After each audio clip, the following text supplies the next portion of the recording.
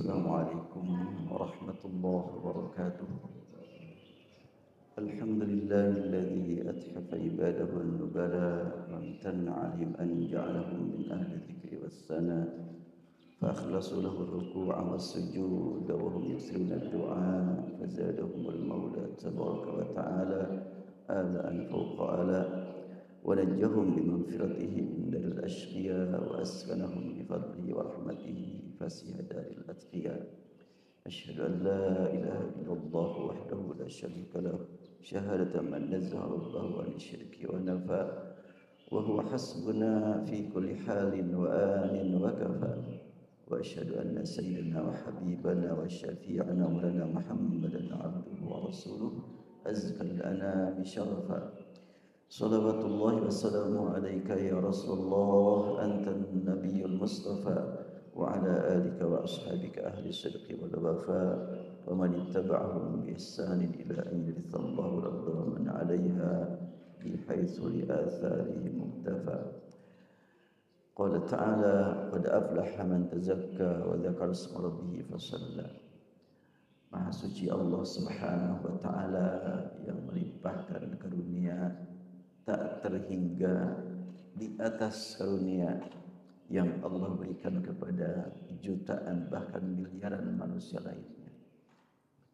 Kita diberi oleh Allah nikmat lebih berupa nikmatnya ruku, sujud bersama, nikmat berdoa bersama, bahkan nikmat menunggu datangnya nilai ibadah umrah dan haji.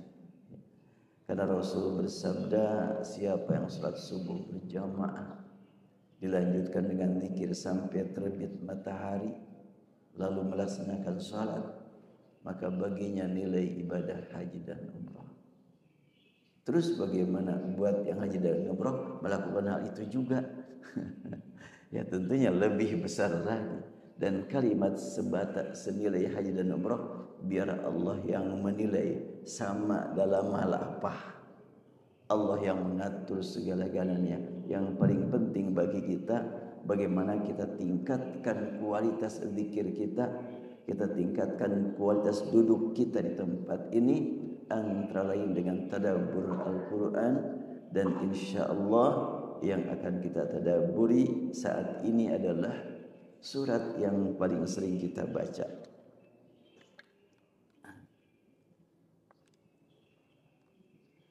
Kita membaca surat Al-Fatihah sudah tidak terhitung berapa kali. Tapi tadabbur Al-Quran surat Al-Fatihah enggak akan tamat-tamat. Membacanya 7 ayat ya 1 menit bisa. Tapi untuk menghayati, menjiwai enggak akan selesai sampai ajal menjemput kita. Karena itu tidak ada salahnya kita kembali menghayatinya dengan memperhatikan hadis riwayat Muslim dari Abu Hurairah radhiyallahu anhu an Nabi sallallahu alaihi wasallam qala man shalla salatan lam yaqra fiha bi ummil qur'ani fahiya khidajun siapa yang melakukan satu salat tanpa membaca ummul Qur'an surat Al-Fatihah tidak sempurna salatnya. Ketika Abu Hurairah menyatakan seperti itu dan itu sabda Rasul, maka ditanya Abu Hurairah dengan perkataan inna nakunu wara'al imam, kami yang jadi makmum gimana? Imam membaca surat Al-Fatihah terdengar oleh makmum. Buat makmum bagaimana? Kan kita mendengar imam. Maka Abu Hurairah berkata, iqra biha fi nafsik, baca dalam dirimu, hayati, jiwai, walaupun tidak diucapkan dengan suara yang terdengar, tapi mengikuti bacaan imam. Kenapa? Fa inni sami'tu Rasulullah sallallahu alaihi wasallam yaqul, sungguhnya aku mendengar Rasul bersabda, qala Allah taala, Allah berfirman. Firman Allah disampaikan Rasul, sabda Rasul disampaikan Abu Hurairah. Abu Hurairah menyatakan sabda Rasul, Rasul menyatakan firman Allah. Namun tidak termasuk ayat Al-Quran. Karena itu disebut hadis qudsi. Allah berfirman, qasamtus salata baini wa baina abdi nisfain. Aku bagi salat antara aku dengan hamba-Ku 2 bagian. Apa yang dimaksud dengan salat di sini? Kalimatnya aku bagi salat. Ternyata dilanjutkan kalimat berikutnya, wali abdi ma sa'al, bagi hambaku apa saja yang dia minta. Apa yang maksud dengan salat? Idza qala al-'abdu alhamdulillahi rabbil alamin. Apabila hamba membaca alhamdulillahi rabbil alamin. Oh, berarti salat itu ya. Salat itu alhamdulillah rabbil alamin. Alhamdulillah rabbil alamin adalah salat. Secara bahasa salat adalah doa. Alhamdulillahi rabbil alamin juga doa. Namun kenapa disebut salat alhamdulillah rabbil alamin? Karena salat tidak dapat dilaksanakan, tidak dapat tercapai tanpa membaca alhamdulillah rabbil alamin. Dan alhamdulillah rabbil alamin merupakan rukun salat. Demikian ungkapan sepakat para ulama. Alhamdulillahi rabbil alamin merupakan pujian secara lengkap. Segala puji bagi Allah Rabbul alamin. Allah Rabbnya seluruh alam. Kalau tidak salah sudah pernah sampaikan, ada Rabb, ada ilah. Ilah diartikan Tuhan, Rabb juga diartikan Tuhan. Apa bedanya Rabb dengan ilah? Jelas berbeda.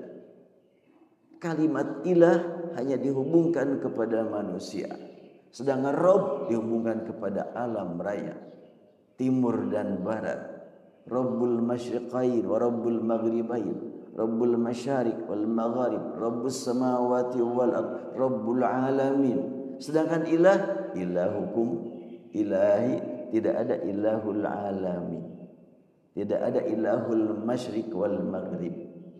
Kalau begitu ada perbedaan ilah dengan Rabb. Ya. Ketika kita menyebut Rabb, ingat karunia Allah, ingat kekuasaan Allah, ingat aturan Allah. Ketika kita menyebut ilah, apa yang harus saya lakukan untuk dia? Makanya la ilaha illallah, tiada ilah selain Allah. Tapi tidak ada kalimat la rabba illallah. Makanya istilah para ulama ada tauhid rububiyah, ada tauhid uluhiyah. Ya. Alhamdulillahi rabbil alamin, segala puji bagi Allah Rabb semesta alam. Semua ciptaannya, semuanya kekuasaannya, semua pemilikannya Rabbul alamin. Dengan mengungkapkan kalimat alhamdulillahi rabbil alamin, kita mengikuti aturan Allah bagaimana cara memujinya, dan Allah berikan redaksi bagaimana kita memujinya dengan kalimat alhamdulillahi rabbil alamin. Pujian mutlak hanya milik Allah. Siapapun yang mengatakan alhamdulillah rabbil alamin tepat sesuai dengan realita.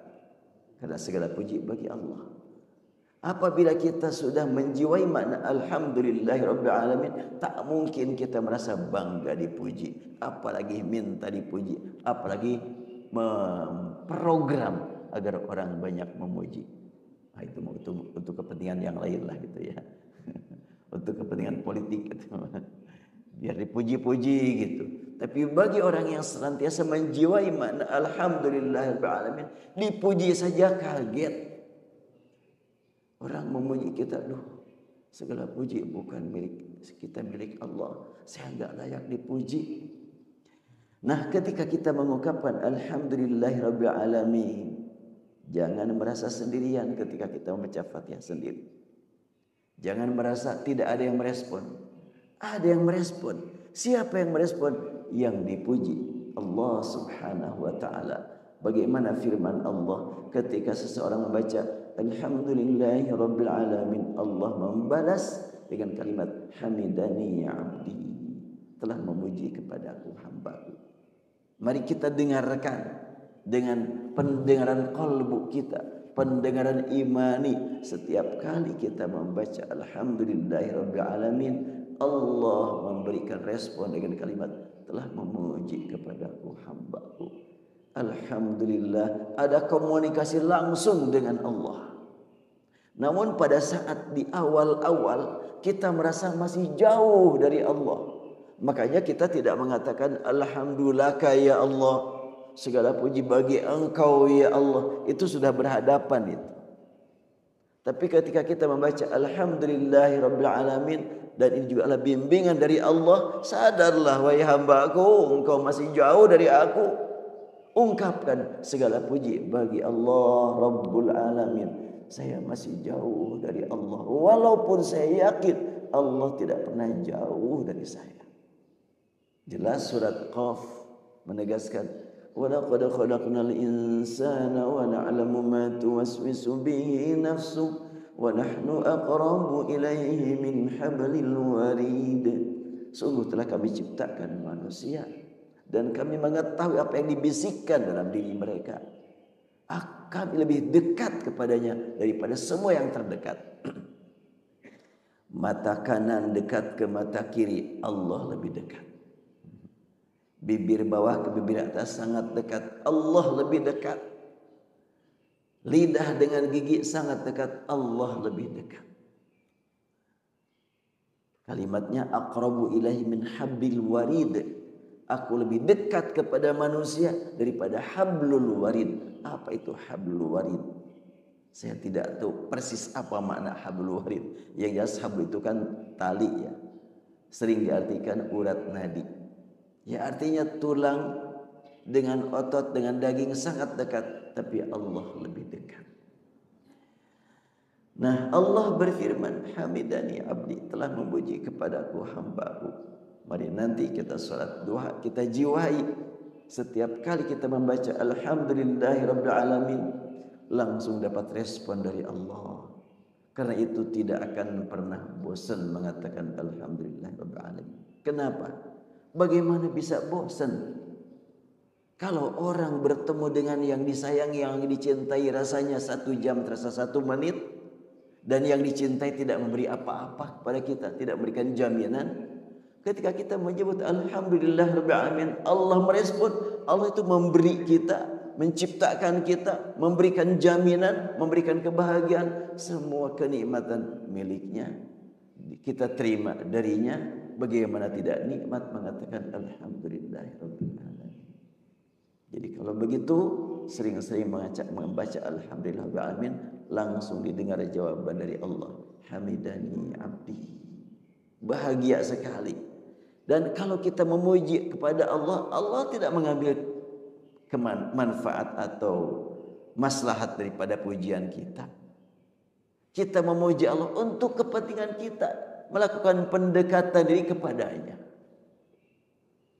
Itu saja sebetulnya yang dimaksud oleh kita, ingin melakukan pendekatan. Nah, pendekatan tersebut dilanjutkan dari awal memujinya, dilanjutkan dengan menyanjungnya. Allah tidak berkepentingan dengan pujian kita.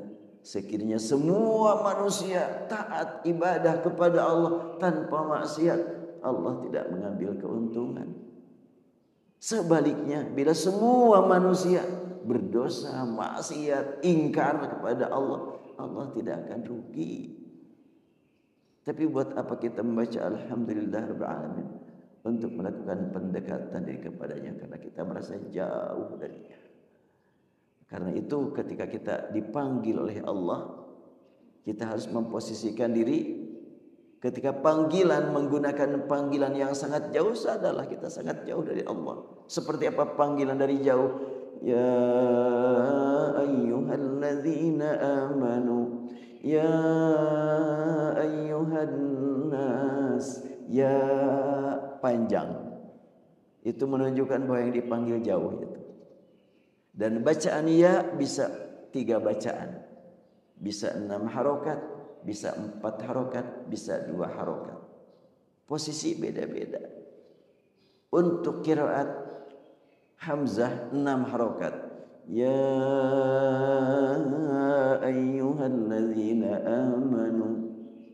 Untuk qiraat Asim 4 harokat. Ya ayyuhalladzina amanu. Untuk qiraat Ibnu Katsir 2 harokat. Ya ayyuhalladzina amanu. Ketika kita mendengar panggilan yang panjang, sadarkan diri kita sangat jauh dari Allah. Ketika panggilan agak dekat, memberikan harapan kepada kita, karena Allah tidak pernah jauh dari kita. Ketika panggilan pendek sekali, ya ayyuhalladzina amanu, Allah memanggil dari dekat walaupun kita sering jauh darinya. Karena itu bacaan diturunkan dengan 3 bacaan ya. 6 harokat, 4 harokat, 2 harokat. Jadi diturunkan beberapa qiraat punya makna bagi orang yang mentadabburinya. Lanjutkan.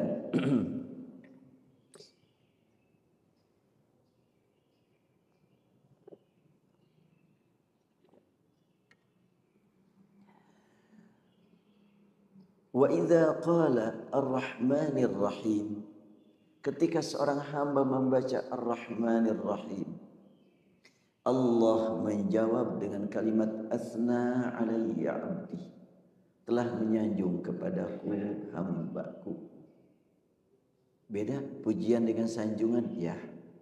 Pujian yang kita ungkapkan atas bimbingan Allah mengantarkan kita membaca kenikmatan yang tak terhingga. Alhamdulillahi Rabbil Alamin. Kenikmatan dari mana? Dari Rabbil Alamin. Kita memuji, kita menyanjung, atau sekian banyak orang kufur kepadanya. Yang kufur diberi nikmat banyak. Bahkan mungkin di negeri kita banyak orang yang kufur kepada Allah, maksiat kepada Allah, badannya sehat-sehat saja ya. Hartanya berlimpah, bisnisnya maju terus, korupsinya aman-aman saja. Ya aman di dunia lah, di akhirat tetap ada catatan. Kenapa kau dibiarkan? Allah memberikan kepadanya kenikmatan, tidak terpengaruh dengan kemaksiatan dia. Kalau Allah menghendaki beri aja terus. Itu di dunia. Demikian pula di akhirat. Kalau Allah mau memberi nikmat kepada tukang maksiat, gampang. Kalau ada manusia maksiat terus, tapi Allah programkan dia akan masuk surga, ya mungkin di akhir hidupnya dia mendapatkan nikmat kemudahan mengucapkan kalimat tauhid. Kalau orang tukang maksiat saja ada yang seperti itu, maka harapan buat kita semakin jelas. Kita sudah melaksanakan sholat subuh berjamaah, duduk bersama, kita husnudzan kepada Allah. Allah akan memberikan kemudahan kepada kita untuk mendapatkan husnul khatimah. Kita berharap demikian.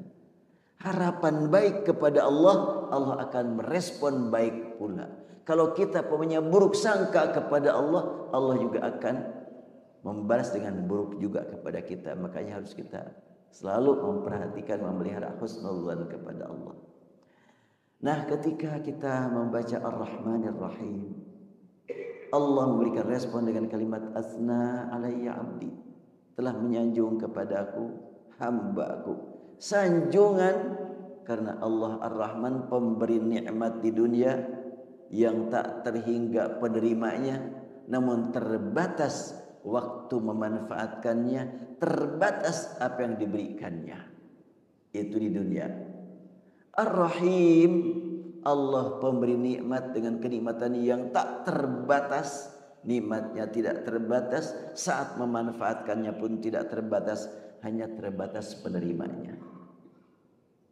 Jadi di dunia semua makhluk mendapatkan nikmat, tapi sedikit yang diberikan Allah kepadanya. Sedikit saja kayak begini, bagaimana kalau banyak nanti di akhir. Ar-Rahim, penerima nikmatnya sangat terbatas, tapi kenikmatan yang diberikannya tak terbatas. Allah bernikmat sekali mengucapkan Ar-Rahman Ar-Rahim. Berharap betul setelahnya Allah berikan kepada kita nikmat di dunia dari sifatnya Ar-Rahman, kita berharap mendapatkan nikmat di akhirat dari sifatnya Ar-Rahim. Bacaan Ar-Rahman panjang maknya, tapi bagaimana tulisannya? Tulisan Al-Quran seluruh dunia, bacaan Ar-Rahman dibaca panjang, tulisannya tanpa alif. Semuanya sudah pada tahu lah itu ya, bahwa tulisan surat Al-Fatihah dalam bacaan Ar-Rahman itu tidak ada alifnya. Walaupun tidak dilihat, insya Allah sudah pada hafal semuanya. Ada apa di balik tulisan Ar-Rahman dibaca panjang sepakat tanpa alif? Ada isyarat apa? Tentu bukan tafsir, tapi isyarat. Saya wallahu alam ini merupakan taufik dari Allah atau bisikan syaitan, mudah-mudahan bukan bisikan syaitan. Bila salah semoga Allah mengampuni. Kalimat Ar-Rahman dibaca panjang tanpa alif mengingatkan kita kenikmatan yang terus curah kepada kita sebetulnya hanya sebentar kita nikmati. Sehingga tulisan Ar-Rahman dikurangi. Tidak pakai alif. Dikurangi, pengurangan huruf mengingatkan kita sangat sebentar hidup kita ini. Makanya terasa betul pentingnya meningkatkan kualitas ibadah, karena kalau kuantitasnya sudah dipastikan oleh Allah, sampai kapan kita ya. Saya tadi malam dapat berita saudara sepupu saya ditinggal wafat oleh istrinya tadi malam. Usianya masih muda, di bawah saya jauh.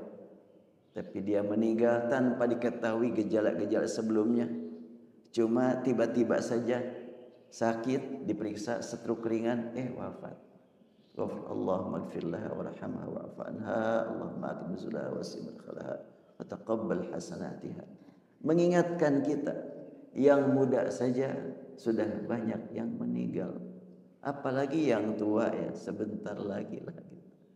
Makanya kalau kita ingin meningkat hidup kita, kualitas yang harus kita tingkatkan.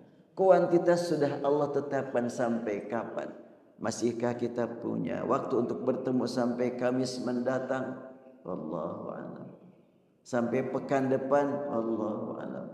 Oleh karena itu sangat penting bagi kita meningkatkan kualitas ibadah salat ini. Mencapai kekhusyuan, tentunya menjiwai antara lain surat Al-Fatihah. Allah Subhanahu wa taala menegaskan, qad aflahal mu'minun alladzina hum fi salatihim khashi'un. Sungguh sukses orang yang mendapatkan nikmat sebagai mukminun. Apa kriterianya sebagai mukminun? Alladzina hum fi salatihim khashi'un, yang selalu salatnya dalam keadaan khusyuk. Oh, berat sekali. Saya termasuk yang susah meraih nikmat khusyuk. Karena itu ya kita berjuang saat ini. Bagaimana meraih nikmat khusyuk ini?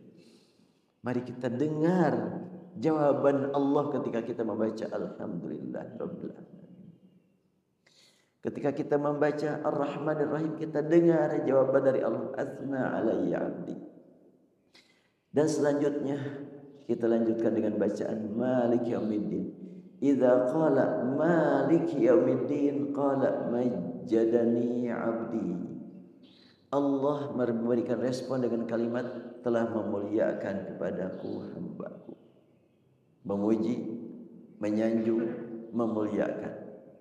Memuji sambil membaca nikmat yang tak terhingga, dinikmati oleh semua makhluk, termasuk burung menikmati terbang, ikan menikmati renang. Subhanallah, Allah yang membuat mereka seperti itu. Dan diciptakan oleh Allah manusia tidak sebanyak burung, tidak sebanyak ikan. Saya baca surat ini dalam tafsir Ar-Razi. Dia menyampaikan perbandingan jumlah makhluk. Wallahu alam dari mana sumbernya. Manusia kalau sekarang 7 miliar lebih ya, maka binatang jumlahnya 10 kali lipat. Berarti 70 miliar. Bila dijumlahkan manusia dengan binatang menjadi 77 miliar, burung 10 kali lipat. Jadi 770 miliar. Jumlahkan burung, manusia, binatang, bandingkan dengan ikan 10 kali lipat. Allah. Semuanya tadi jumlahkan, bandingkan dengan jin 10 kali lipat. Jadi di sini di Masjid Fathul Ummah ini banyak jin nih. Cuma enggak kelihatan saja. Benar gitu? Iya, jin juga senang mendengarkan kajian Al-Quran. Cuma jin yang saleh kan, makanya enggak mengganggu. Rasulullah SAW sekali waktu sedang menyampaikan ajarannya kepada umat manusia, maka Allah beritahukan kepada Rasulullah, jin banyak yang hadir. Wa idh sarafna ilaika nafaran minal jinni yastami'una al-Qur'an falamma hadaruhu qalu ansitu falamma qudiya wallaw ila qaumihim munzirin. Ingat ketika kami kirimkan segolongan jin untuk hadir di majlis ilmu. Ilaika, hadir menghadiri pengajian engkau wahai Muhammad.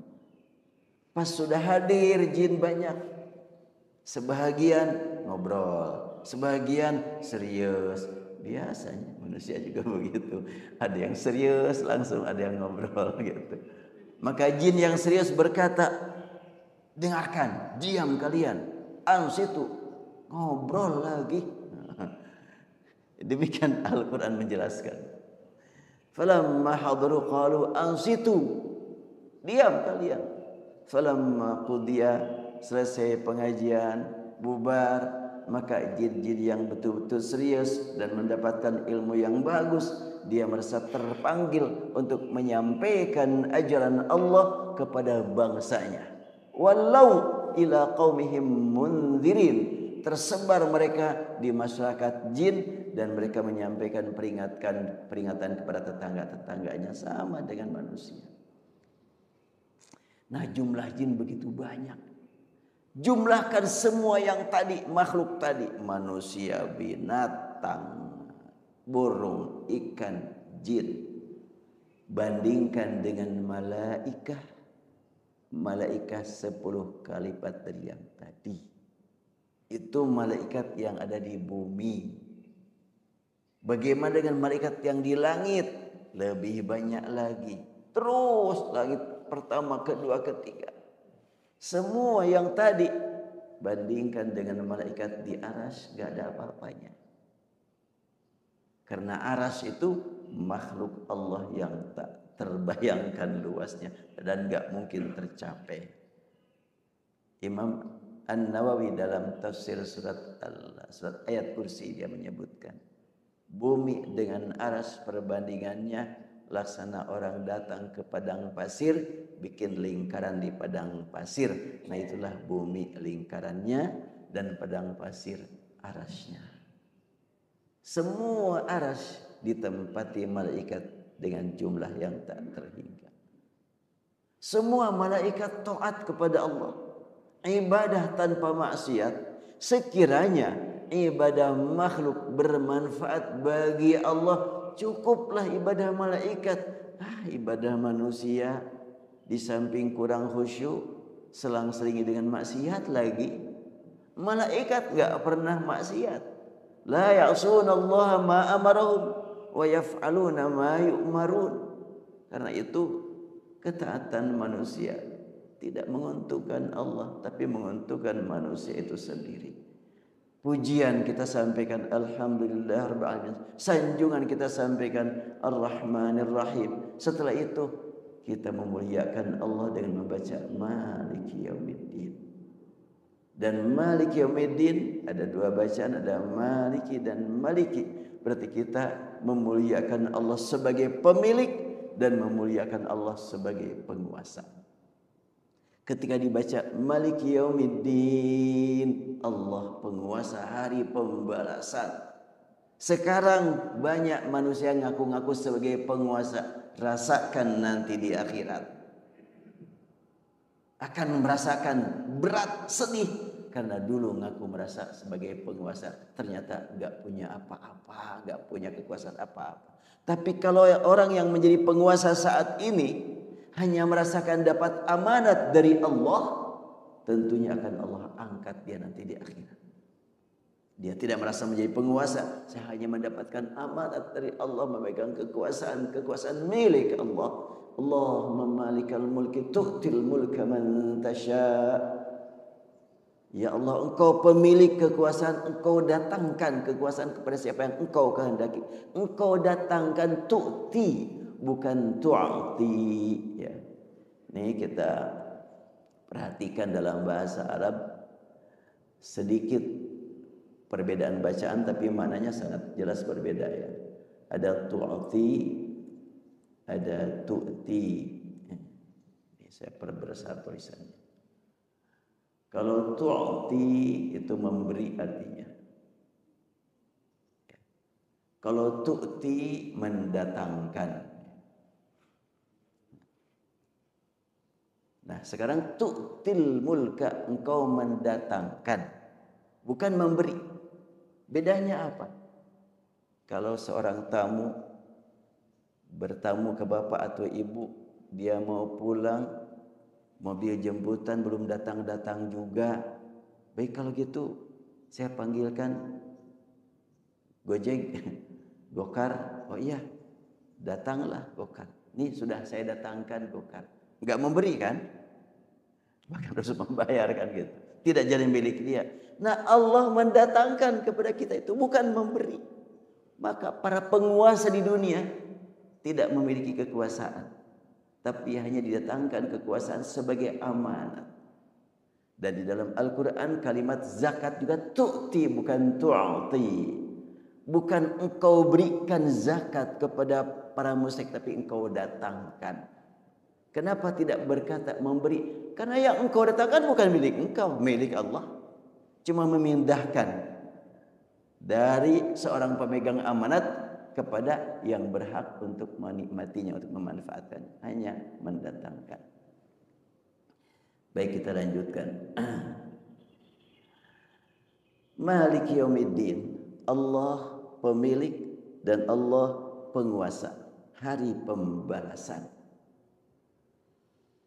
Allah Maha Kuasa memasukkan hamba yang suka maksiat ke dalam surga, dan tidak mungkin ada yang menghalangi. Dia pemiliknya, dia penguasanya. Sebagaimana Allah Maha Kuasa kalau mau memasukkan manusia taat ke dalam neraka. Neraka milik Allah. Manusia yang taat, Allah yang menciptakan. Dia bisa taat, Allah yang berikan hidayah padanya. Bukan jasa dia kepada Allah. Kalau Allah mau memasukkan tukang taat kepada neraka, dalam neraka, gak mungkin ada yang bisa memprotes. Hanya Allah memberikan kepada kita harapan bahwa Allah adalah ahkamul hakimin. Allah hakim yang paling adil. Orang yang taat gak mungkin disamakan dengan orang yang maksiat. Allah Maha Adil. Namun Allah masukkan ke dalam surga siapapun yang dimasukkan bukan dengan taatnya, tapi dengan rahmatnya. Dan kalau Allah masukkan manusia ke dalam neraka, itu dengan keadilannya.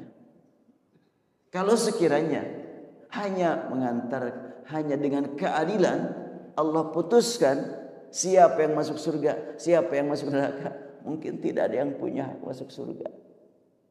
Semuanya layak masuk neraka semuanya. Sebab kita sadar nikmat yang Allah berikan kepada kita, demikian banyak. Apakah kita mampu memanfaatkannya sebagaimana mestinya? Mata, telinga, lisan, kekuatan, kesehatan. Apakah kita mampu memenuhi hak-hak semua yang tadi? Banyak sekali yang belum dipenuhi hak-haknya.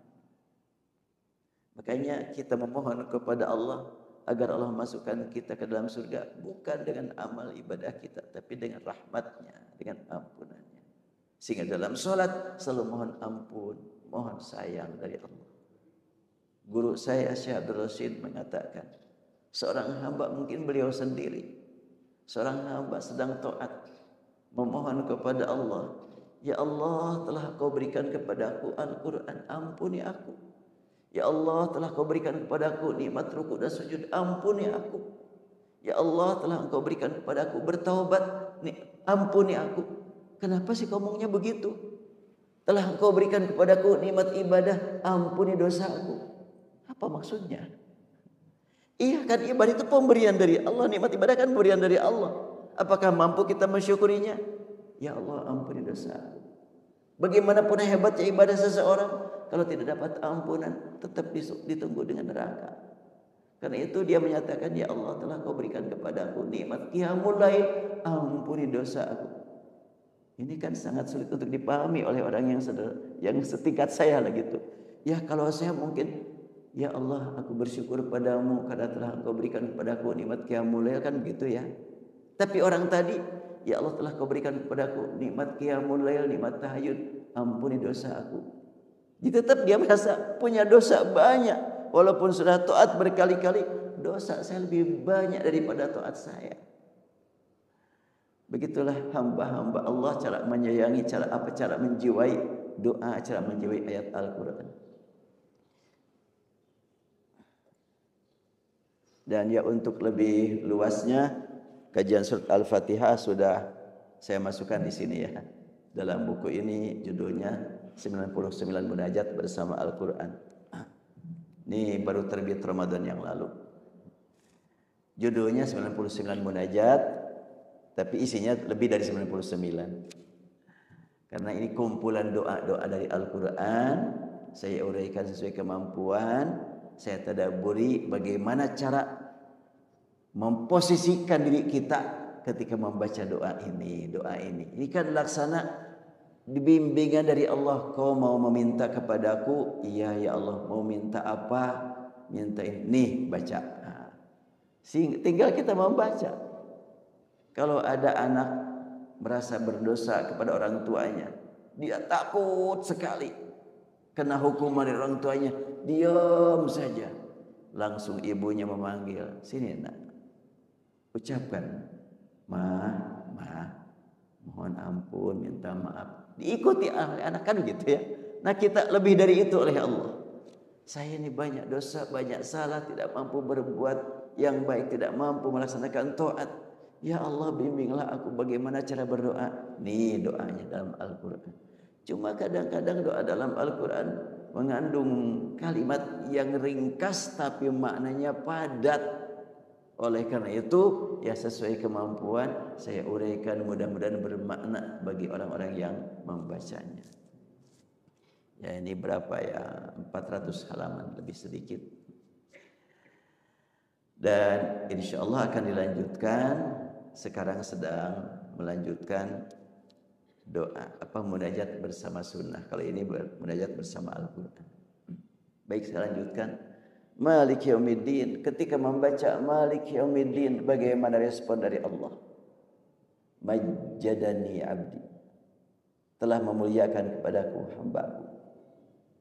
Dalam waktu yang lain Allah berfirman, ma'fawwad ilayya abdi.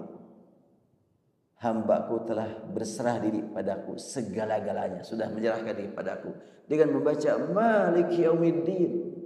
Allah pemilik hari pembalasan, Allah penguasa hari pembalasan. Ya Allah, di mana tempatku, balasan apa yang aku terima, dan balasan apa yang akan diterima oleh ayah dan ibuku, dan balasan apa yang akan diterima oleh suamiku, istriku, anakku. Terbayang ketika membaca Maliki yaumiddin seperti apa balasan yang akan diterima oleh kita nanti di akhirat, oleh saya, oleh pasangan hidup saya, oleh keluarga, oleh anak, oleh orang tua. Pada saat membaca Maliki yaumiddin, sepatutnya kita waktu itu meningkatkan rasa takut dan harap kepada Allah. Takut tidak mendapatkan balasan yang baik, namun harap mendapatkan balasan yang baik. Saya masih ingat tahun berapa ya, waktu itu sama istri saya ibadat haji tahun 98 mungkin. Bukan, 97. Waktu itu Masjidil Haram belum kayak sekarang ya. Yang sekarang jadi terminal, dulu masih bangunan. Yang sekarang sudah rata, dulu masih tempat toilet. Saya waktu itu sholat di luar, mendengar Imam Syekh Syurem. Dia sholat subuh sampai baca Maliki yaumiddin, lama dia tidak bisa melanjutkan. Mungkin dia membaca kehidupan diri keluarga di masa mendatang seperti apa. Pas dia membaca Maliki yaumiddin, nangis lama. Saya waktu itu tergetar betul. Itu Syekh Sya'un Syuraim. Beliau betul-betul menjiwai ayat sehingga tidak langsung berjalan membaca iyyaka na'budu. Maliki, sampai di situ dia berhenti. Maliki yaum, nangis lagi. Malik nangis lagi. Saya setelah itu bertanya-tanya, seperti apa saya ingin kayak dia, ingin menjiwai Malik Yaumiddin. Berarti ketika kita membaca Allah penguasa, Allah pemilik hari pembalasan, sangat tepat kalau kita bertanya kepada diri kita, balasan apa yang akan saya terima nanti di akhirat? Balasan apa pula yang akan diterima oleh anak saya? Dan bagaimana nanti di akhirat manakala anak saya menuntut, mendakwa akibat salah didik, tidak mampu memberikan contoh yang benar. Allah berfirman, yauma yafirrul mar'u min akhihi wa ummihi wa abihi wa sahibatihi wa bani fa idza ja'atis shakha yauma yafirrul mar'u min akhihi. Bila sudah tiba saatnya, suara terdengar begitu menggelegar, shakha yafirrul mar'u min akhihi, orang menjauh dari saudaranya. Wa ummihi wa abi, ibunya pun ditinggal, ayahnya pun ditinggal. Wa sahibatihi wa bani, istrinya pun ditinggal, anaknya pun ditinggal. Kenapa? Karena memang masing-masing diminta pertanggungjawaban diri sendiri, gak mau dibebani sama yang lain. Aku pun pusing, aku pun berat menghadapi masalah ini. Menjauh. Ketika sendirian, ingin mendapatkan bantuan dari keluarga, oh itu keluarga saya. Pas ditemui, oh bukan. Yafiru, melarikan diri. Itu bagi yang memang tidak mendapatkan ampunan rahmat. Tapi bagi yang mendapatkan ampunan rahmat, justru dijemput, disambut oleh anaknya, dikelilingi, yatufu alim wildanu mukhalladun bi akwabin wa abariq wa ka'sim min ma'in. Pas tiba di tempat yang sudah Allah sediakan, anak-anak mengelilinginya, menghiburnya. Anak-anak yang datang dari dunia, anaknya dia, dan anak-anak yang Allah sediakan untuk menghiburnya nanti di akhirat.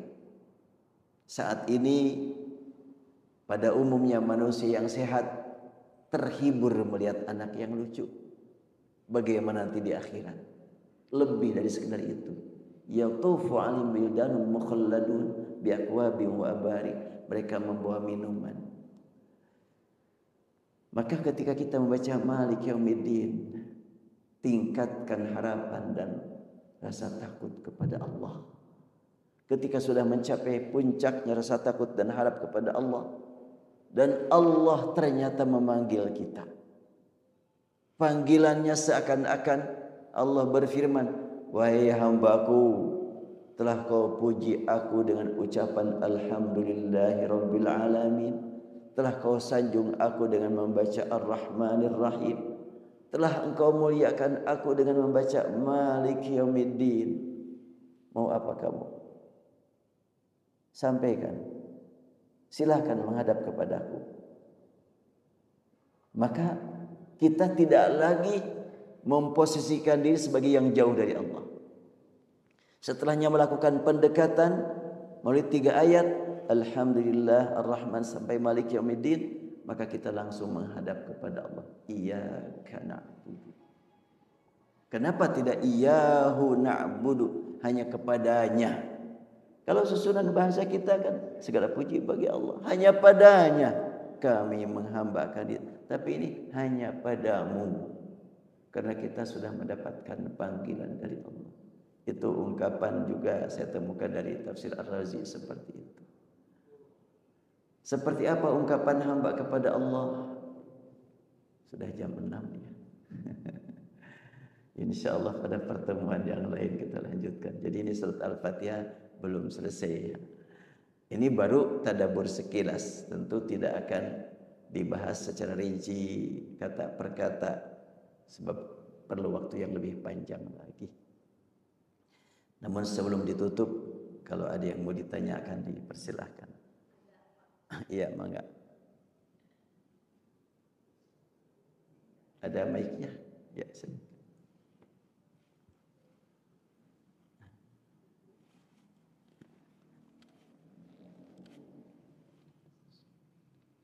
Assalamualaikum warahmatullahi wabarakatuh. Waalaikumsalam. Izin bertanya, kalau seseorang itu mendapat hidayah itu apakah sesuai dengan kehendak Allah, istilahnya cuma-cuma dikasih Allah, atau hidayah itu harus dijemput? Kalau seandainya seseorang ingin menjemput hidayah, nilai-nilai apa yang harus dilakukan, seperti ibaratnya mau seseorang SDG-nya itu harus sampai di mana? Itu saja yang saya tanyakan. Terima kasih. Ya, tentang hidayah. Allah Subhanahu wa taala terkait dengan Rasul sendiri, Allah berfirman, innaka la tahdi man ahbabta walakin Allah yahdi man yasha. Engkau wahai Muhammad tidak memberikan hidayah kepada siapa yang engkau cintai, tapi hanya Allah saja yang menentukan programnya, siapa yang mendapatkan, siapa yang tidak mendapatkan. Berarti proses turunnya hidayah kepada manusia, kita hanya dituntut untuk bersyukur, tidak bertanya kenapa sih dia nggak dapat, ya gitu. Kok itu dapat? Nah, termasuk kita kok jauh-jauh gitu ya, dari Mekah ke sini 8.000 kilometer lebih kita dapat hidayah. Orang yang dekat dengan Rasul, Abu Talib, dekatnya segala-galanya itu, secara fisik, kesayangan, interaksi sehari-hari, enggak mendapatkan. Kita alhamdulillah diberi nikmat oleh Allah Subhanahu wa taala dapat hidayah. Artinya orang yang tidak mencari hidayah banyak yang diberi, dan orang yang mencari pasti diberi. Orang yang tidak mencari terbagi dua, ada yang diberi, ada yang tidak. Orang yang mencari Allah memberi, dan kita setelahnya mendapatkan hidayah, kita mohon hidayah berikutnya terus. Makanya nanti kita bahas pada ayat berikutnya, ihdinas shiratal mustaqim. Nah, sekarang bagaimana kalau orang yang tidak mendapatkan hidayah atau tidak meraih nikmat hidayah? Sebetulnya hidayah itu sudah disiapkan oleh Allah untuk semua makhluk. Al-Quran sudah menyebutkan hudan linnas. Ini sangat jelas sekali. Dalam Al-Quran ada kalimat hudan linnas, ya. Ada kalimat hudan lil muttaqin. Nih, kalau hudan linnas itu didahului dengan Al-Quran. Syahr Ramadan alladzi unzila fil Quran hudan linnas. Petunjuk bagi Allah untuk seluruh umat manusia, itulah Quran dibaca. Bacaan terdengar, terutama dengan media sosial. Saat ini banyak orang-orang yang tidak beriman kepada Quran menikmati mendengar Al-Quran. Saat ini banyak sekali kita lihat di YouTube, di TikTok ya. Orang yang tidak beriman dari mana-mana, dia kagum dengan bacaan Syekh Abdul Basit, kagum dengan bacaan ya sekian banyak. Berarti petunjuk sudah nyampe kepada semuanya, hanya tidak mereka nikmati. Bukan tidak disiapkan. Allah umumkan hidayah untuk semua umat manusia. Kemudian ada lagi hudan lil muttaqin, ya. Kalau hudan lil muttaqin,